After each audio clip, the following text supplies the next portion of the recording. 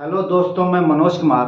आज हम कक्षा 10 के विज्ञान में पढ़ेंगे फ्लेमिंग के दाएं हाथ का नियम और फ्लेमिंग के बाएं हाथ के नियम में क्या अंतर है।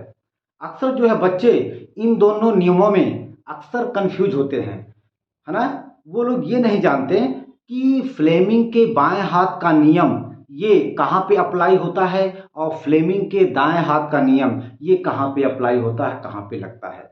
आज हम इन्हीं दोनों नियमों को, बच्चों के मन में जो कंफ्यूजन होता है उसको आज हम हटा करके इन दोनों नियम को बच्चों के दिमाग में हम सीधा ठोक देंगे ना। देखा जाए होता क्या है कि वैज्ञानिक आर्स्टेड ने बताया था शुरू शुरू में कि जब किसी चालक तार में कोई धारा बहाते हैं तो तुरंत उस चालक तार के चारों तरफ चुंबकीय क्षेत्र उत्पन्न हो जाता है। देखा जाए, जैसे मान लीजिए कि अगर हम मान लें कि ये कोई चालक तार है, ये कोई चालक तार है और जैसे ही इस चालक तार में कोई धारा आई बहती है तो इस चालक तार के चारों तरफ चुंबकीय क्षेत्र उत्पन्न हो जाता है। ये वैज्ञानिक आर्स्टेड ने बताया था। ओके, ठीक है बेटा। अच्छा, अगर हम इस चालक तार को किसी एक समान चुंबकीय क्षेत्र में रख दें, अगर हम इसी चालक तार को, ये तो बात कंफर्म हो गई कि जब किसी चालक तार में कोई धारा बहाई जाती है तो उस चालक तार के चारों तरफ चुंबकीय क्षेत्र उत्पन्न हो जाता है। इस बात को वैज्ञानिक आर्स्टेड ने बताया था। अच्छा, ये तो हो गया ना। ये देखिए, इस चालक तार में आई धारा फ्लो कर रही है तो तुरंत इस चालक तार के चारों तरफ चुंबकीय क्षेत्र उत्पन्न हो जाता है। अच्छा, ओके। अगर हम इसी चालक तार को या किसी भी चालक तार को एक समान चुंबकीय क्षेत्र में रख दें, ये मान लीजिए आपका एक समान कोई चुंबकीय क्षेत्र है, तो अगर हम इस एक समान चुंबकीय क्षेत्र में किसी चालक तार को रख दें, ठीक, और रखने के बाद अगर हम इस चालक तार में कोई धारा आई बहाएं तो तुरंत इस चालक तार पर एक बल लगना स्टार्ट हो जाता है। अगर हम एक समान चुंबकीय क्षेत्र में किसी चालक तार को रख दें, तो अगर रख दें और उस चालक तार में कोई धारा न बहाएं तो उस चालक तार पर कोई बल नहीं लगता। बल तभी लगेगा जब हम इस चालक तार में कोई आई धारा बहाएं। तो जैसे ही हम एक समान चुंबकीय क्षेत्र में एक चालक तार को रख करके जैसे हम आई धारा बहाते हैं तो तुरंत इस चालक तार पर एक बल लगना शुरू हो जाता है। तो इसी बल की दिशा को, है ना, इस बल की दिशा में या इस बल की दिशा के बारे में ना तो आर्स्टेड और ना तो बायो और सेवर्ट ये कोई नहीं बता पाया। तो जैसे ही इस बात को वैज्ञानिक फ्लेमिंग ने सुना तो वो कहे, वैज्ञानिक फ्लेमिंग ने बताया या कहा कि देखिए आर्स्टेड साहब, देखिए बायो और सेवर्ट, ये बायो और सेवर्ट क्या है? बायो और सेवर्ट ये दो भाई थे। वो ये बताए थे कि जब किसी चालक तार में जब किसी चालक तार में, भाई ये तो बताए थे वैज्ञानिक कौन? ये बताए थे वैज्ञानिक आर्स्टेड ने। ये बताया था कि जब किसी चालक तार में कोई आई धारा बहाते हैं तो उस चालक तार के जैसे मान लीजिए ये कोई चालक तार है, ये कोई चालक तार है ना, ये कोई चालक तार है। तो जैसे हम इस चालक तार में आई धारा बहाते हैं तो इस चालक तार के चारों तरफ चुंबकीय क्षेत्र उत्पन्न हो जाता है। ये बताए थे वैज्ञानिक आर्स्टेड ने। बायो सेवर्ट ने क्या बताया था कि चालक तार के चारों तरफ चुंबकीय क्षेत्र में किसी भी बिंदु P पर या कोई भी बिंदु हो, उस बिंदु पर चुंबकीय क्षेत्र का मान क्या होगा, इसको बताए थे वैज्ञानिक बायो और सेवर्ट ने। लेकिन ना तो वैज्ञानिक बायो और सेवर्ट और ना ही आर्स्टेड ने ये नहीं बता पाए कि उस चालक तार पर जो बल लगता है उसकी दिशा क्या होगी। तो वैज्ञानिक जो है फ्लेमिंग ने जब इस बात को सुना तो वे कहे, देखिए बायो सेवर्ट, देखिए आरिस्टिड साहब, आप लोगों की तो बात बिल्कुल सही है। क्या सही है? कि जब किसी चालक तार में कोई धारा बहाते हैं तो उस चालक तार के चारों तरफ चुंबकीय क्षेत्र उत्पन्न हो जाता है। ये बात आपकी सही है, ठीक। और बायोसेवर्ट, आपकी भी बात सही है कि इस चालक तार के चारों तरफ चुंबकीय क्षेत्र तो उत्पन्न हो जाता है। इसके किसी भी बिंदु पर चुंबकीय क्षेत्र का मान आप तो सही तरीके से बता दिए, ये भी बात आपकी सही है। लेकिन इस चालक तार पर जो बल लगता है चुंबकीय क्षेत्र के कारण, उस बल की दिशा क्या होगी, अब हम इसे बताएंगे। यानी कि इस बल की दिशा को हम बताएंगे, जो बल इस चालक तार पर लग रहा है या लगेगा, उसकी दिशा को हम बताएंगे। कैसे बताए? वे कहे, कौन कहे? फ्लेमिंग ने कहा। फ्लेमिंग साहब ने कहा कि यदि हम अपने बाएं हाथ के अंगूठे और उसके बगल वाली अंगुली का नाम होता है तर्जनी अंगुली, नहीं? इस अंगूठे के बगल वाली अंगुली को कहा जाता है तर्जनी अंगुली, और तर्जनी अंगुली के बगल वाली अंगुली को कहा जाता है मध्यमा अंगुली। तो अगर हम अपने बाएं हाथ के अंगूठे को और उसके बगल वाली अंगुली अर्थात तर्जनी अंगुली को और तर्जनी अंगुली के बगल वाली अंगुली अर्थात मध्यमा अंगुली को, यानी कि तीनों को यदि हम लंबवत रखें, एक दूसरे के लंबवत रखें, तो होता क्या है? ये जो तर्जनी अंगुली है ये चुंबकीय क्षेत्र की दिशा को बताती है, और ये जो मध्यमा अंगुली है ये चालक तार में बहने वाली धारा की दिशा को बताती है। तो अंगूठा जो है चालक तार पर लगने वाले बल की दिशा को बताता है। ठीक है ना? ये बात कंफर्म हो गई कि जो है ये अंगूठा जो है चालक तार पर बल की दिशा, यानी कि चालक तार पर जो बल लगेगा उसकी दिशा क्या होगी, उसको ये अंगूठा बताता है। अंगूठा चालक तार पर लगने वाली बल की दिशा को बताता है। ये बात कंफर्म हो गई ना? तो अब देखा जाए, अंगूठे के बगल वाली अंगुली जो है इसे हम लोग कहते हैं तर्जनी अंगुली, और तर्जनी अंगुली ये चुंबकीय क्षेत्र की दिशा को बताता है। और तर्जनी अंगुली के बगल वाली अंगुली अर्थात बीच वाली अंगुली, और बीच वाली अंगुली को मध्यमा अंगुली भी कहा जाता है। मध्यमा अंगुली चालक तार में बहने वाली धारा की दिशा को बताता है। तो जो ये अंगूठा है, ये अंगूठा उस चालक तार पर लगने वाले बल की दिशा को बताता है। अब ये कंफर्म हो गया क्या कि फ्लेमिंग के बाएं हाथ का नियम हमेशा चालक तार पर लगने वाले बल की दिशा को बताता है। ये आप देख सकते हैं, ये फ्लेमिंग का बायां हाथ है ना? तो अब ये कंफर्म हो गया कि फ्लेमिंग के बाएं हाथ का नियम चालक तार पर लगने वाले बल की दिशा को बताता है। अब इसकी बात कर ले हम। एक थे वैज्ञानिक फैराडे। तो फैराडे ने बताया कि अगर हम किसी चुंबकीय क्षेत्र में किसी कुंडली को घुमाएं तो उस कुंडली में चुंबकीय फ्लक्स का परिवर्तन होता है। और चुंबकीय फ्लक्स में परिवर्तन की वजह से, चुंबकीय फ्लक्स में परिवर्तन के कारण उस कुंडली में प्रेरित विद्युत वाहक बल उत्पन्न होता है, और प्रेरित विद्युत वाहक बल के कारण उस कुंडली में प्रेरित धारा बहती है। इतनी बात केवल बताए थे वैज्ञानिक फैराडे। लेकिन वैज्ञानिक फैराडे ने यह नहीं बताए कि प्रेरित धारा की दिशा क्या होगी। जब फैराडे की बात को फ्लेमिंग ने सुना तो फ्लेमिंग ने कहा, फैराडे साहब आपकी बात बिल्कुल सही है।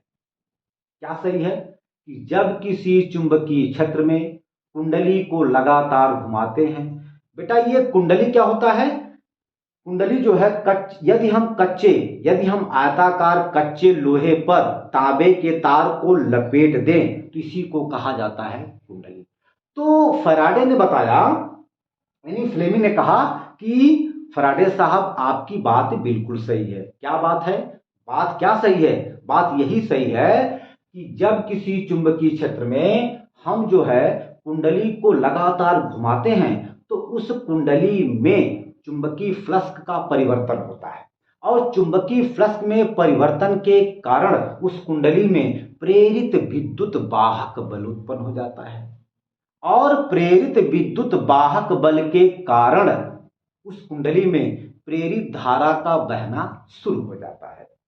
ये बात तो सही है, लेकिन इस प्रेरित धारा की दिशा क्या होगी इसको हम बताएंगे। ये बात कौन कहा? फ्लेमिंग ने। तो फ्लेमिंग ने, ठीक है, फ्लेमिंग ने कहा, तो फ्लेमिंग साहब ने अपना एक दाएं हाथ का नियम दिया। क्या दिया? ये देखिए, ये फ्लेमिंग का दाएं हाथ का नियम है। क्या? फ्लेमिंग साहब ने बताया यदि हम अपने दाएं हाथ के अंगूठे और उसके बगल वाली अंगुली अर्थात तर्जनी अंगुली और तर्जनी अंगुली के बगल वाली अंगुली अर्थात बीच वाली अंगुली और बीच वाली अंगुली का नाम है क्या? मध्यमा अंगुली। यदि हम इन तीनों को एक दूसरे के लंबवत रख दें तो तर्जनी अंगुली, तो ये अंगूठा, तो ये अंगूठा जो है चालक की गति की दिशा को बताता है। ये अंगूठा चालक की गति की दिशा को बताता है। अंगूठे के बगल वाली अंगुली अर्थात तर्जनी अंगुली ये चुंबकीय क्षेत्र की दिशा को बताता है और तर्जनी अंगुली के बगल वाली अंगुली अर्थात मध्यमा अंगुली चालक तार में बहने वाली प्रेरित धारा की दिशा को बताएगी। ये बताए थे वैज्ञानिक फ्लेमिंग ने। तो अब हम समझ गए कि फ्लेमिंग के दाएं हाथ का नियम प्रेरित धारा की दिशा को बताता है, यानी कि प्रेरित धारा की दिशा को बताने के लिए प्रयोग किया जाता है क्या? फ्लेमिंग के दाएं हाथ का नियम। फ्लेमिंग के बाएं हाथ का नियम चालक तार पर लगने वाले बल की दिशा को बताता है। तो राइट। अच्छा, मान लें इसमें क्या है, अगर हम मान लें कि कोई जो चुंबकीय क्षेत्र है और वह चुंबकीय क्षेत्र जो है वह इस व्हाइट बोर्ड के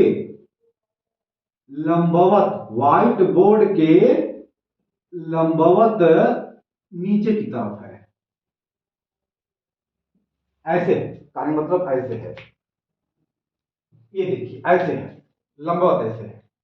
क्या है? व्हाइट बोर्ड के लंबवत अंदर की तरफ नीचे की तरफ है, ऐसे है ना।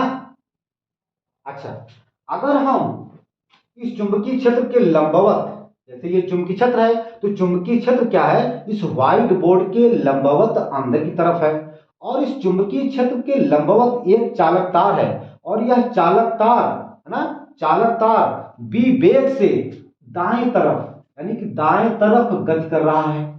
ऐसे मान लीजिए आपका ये चालक तार है, ये आपका कोई चालक तार है और ये चालक तार गति कर रहा है ना दाएं की तरफ। तो जैसे यह गति करेगा तो इस जो है चालक तार में प्रेरित धारा बहना शुरू हो जाएगा। हम मान लेते हैं कि यह चालक तार यम और यन है। अगर हम इसकी बात करें, अब हम ये जानना चाहते हैं कि इस चालक तार में प्रेरित धारा की दिशा किस तरफ होगी। तो देखा जाए, हमने आपसे बताया कि यह अंगूठा, ये फ्लेमिंग का दाएं हाथ का नियम है। तो फ्लेमिंग के दाएं हाथ का अंगूठा जो है, फ्लेमिंग के दाएं हाथ का अंगूठा यह चालक की गति की दिशा को बताता है और इसके बगल वाली अंगुली अर्थात कौन? तर्जनी अंगुली, यह जो है चुंबकीय क्षेत्र की दिशा को बताता है। तो जो ये मध्यमा अंगुली है, जो ये बीच वाली अंगुली है, यह चालक तार में बहने वाली प्रेरित धारा की दिशा को बताता है। तो देखा जाए, ये चुंबकीय क्षेत्र की दिशा को, तो हमने आपसे बताया कि चुंबकीय क्षेत्र की दिशा इस ब्लैक बोर्ड के लंबवत अंदर की तरफ है, हमने रख दिया। और ये अंगूठा चालक तार की यानी कि चालक की गति की दिशा को बताता है। तो चालक तार जो है या चालक चालक जो है ये दाएं तरफ यानी कि दाएं तरफ गति कर रहा है, तो ये अंगूठा हमारा दाएं तरफ रहेगा। अब हम लोग देख सकते हैं यह जो मध्यमा अंगुली है इसकी दिशा ऊपर जा रही है, इसका मतलब यह हुआ कि इस चालक तार में जो धारा बहेगी वह यन से यम की तरफ अर्थात ऊपर की तरफ यन से यम की तरफ बहेगी। ओके, कंफर्म हो गया। तो अब ये जो है ये आपका ऐसे बहेगा, मतलब प्रेरित धारा